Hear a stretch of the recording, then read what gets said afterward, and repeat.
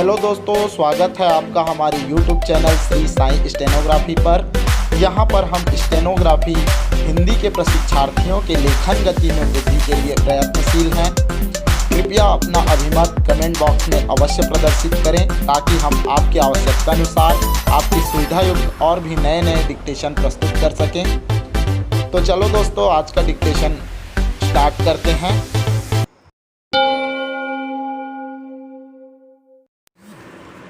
Ready, start. मैं एक और बात की ओर आपका ध्यान दिलाना चाहता हूँ।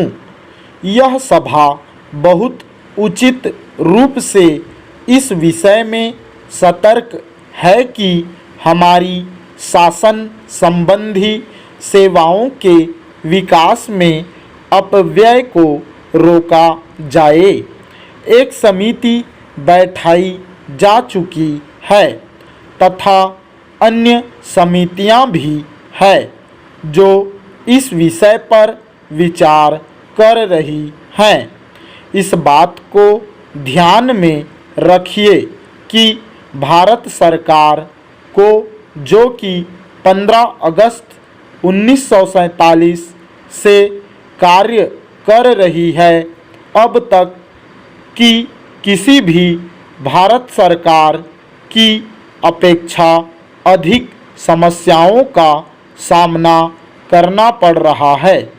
एक तो पहले ही सरकारें सामाजिक ध्येय को, जो उनके सामने होता था, अपना मुख्य कार्य या उतने ही महत्व का कार्य नहीं समझती थी जितना कि हमें समझना चाहिए। दूसरे, यह वैदेशिक मामलों का क्षेत्र ले लीजिए जिसके बारे में मैं बोल रहा हूँ। उस समय कोई वैदेशिक मामले नहीं थे।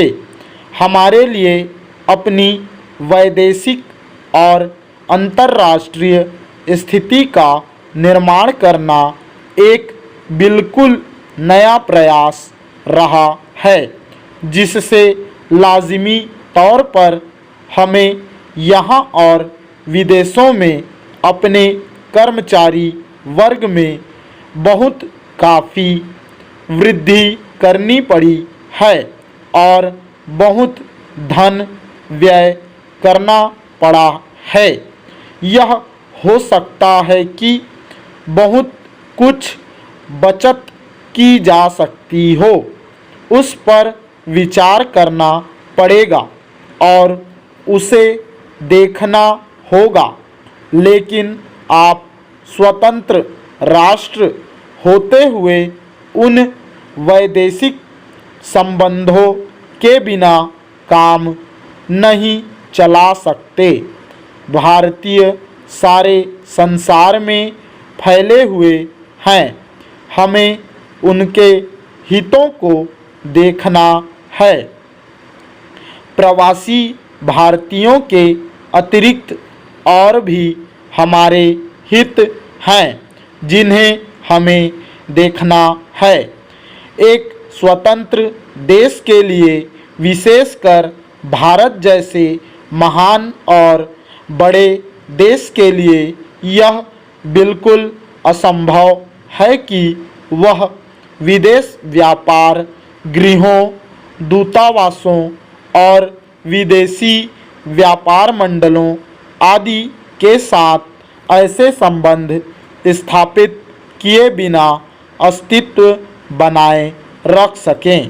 पैरा, मैं इसकी चर्चा इसलिए करता हूँ कि अक्सर इसकी आलोचना होती है कि हमारे दूतावास सारी दुनिया में फैले हुए हैं और कभी कभी मुझसे कहा जाता है कि मुझे एक तरह की सनक हो गई है और यह कि मैं भारत की मुसीबतों को भूल जाता हूँ और मैं उन पर ध्यान नहीं देता और मैं सिर्फ राजदूतों को बाहर भेजने की बात सोचता रहता हूँ। मैं चाहूँगा कि यह सभा इस मामले पर विचार करे और इसके संबंध में बिल्कुल स्पष्ट रूप से समझ ले। इससे पता चलता है कि लोगों को इसकी काफ़ी समझदारी नहीं है। स्टॉप।